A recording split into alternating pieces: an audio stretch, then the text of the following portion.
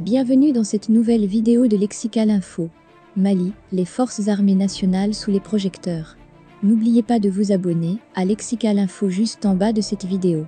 Alors que l'actualité relative aux accusations de la Mauritanie contre l'armée malienne de crimes récurrents contre ses ressortissants ne s'est pas encore éteinte, un autre épisode à charge vient de s'ouvrir contre les forces armées maliennes, FAMA, pointées de faire des exécutions sommaires, dans un camp situé au centre du pays.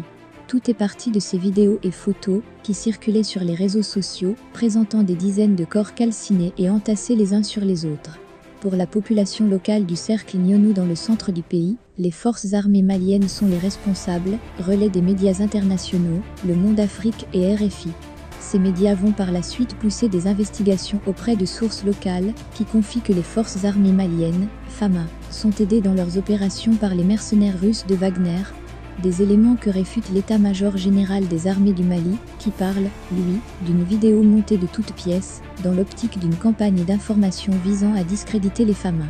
On se souvient qu'en octobre 2021, l'armée malienne avait également fait l'objet d'accusations portant arrestations arbitraires et exécutions extrajudiciaires dans la localité de Sofara, dans la région de Mopti.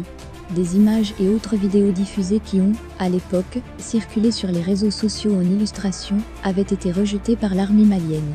Cette charge est-elle une campagne contre le pouvoir de la junte au Mali, comme l'aperçoivent certains observateurs maliens et africains, qui voient plutôt la montée de l'armée malienne depuis l'annonce suivie du lancement immédiat du processus de démobilisation de la force Barkhane et des forces européennes du Mali?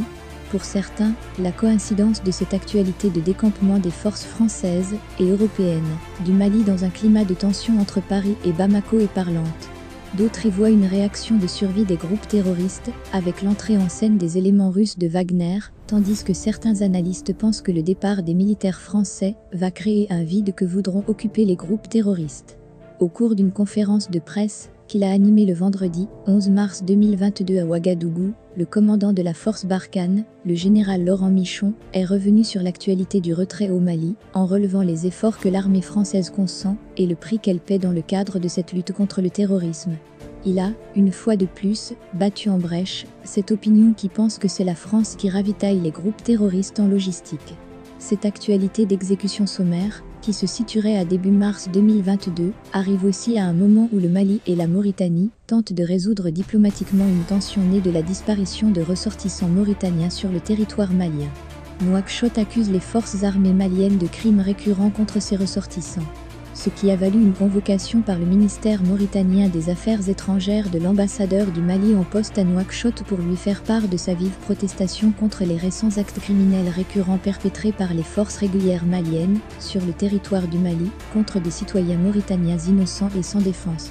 Bamako, qui compte sur la Mauritanie pour atténuer les effets des sanctions de la CEDEAO, a donc dépêché à Nouakchott, les 11 et 12 mars 2022, une délégation pour résoudre la préoccupation. Les échanges entre les deux parties ont abouti à la mise en place d'une commission d'enquête mixte entre le Mali et la Mauritanie, ainsi que des patrouilles conjointes.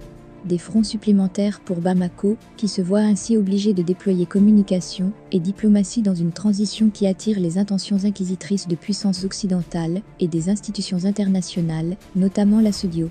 Merci pour votre aimable attention et n'oubliez pas d'activer la cloche de notification pour recevoir les prochaines informations.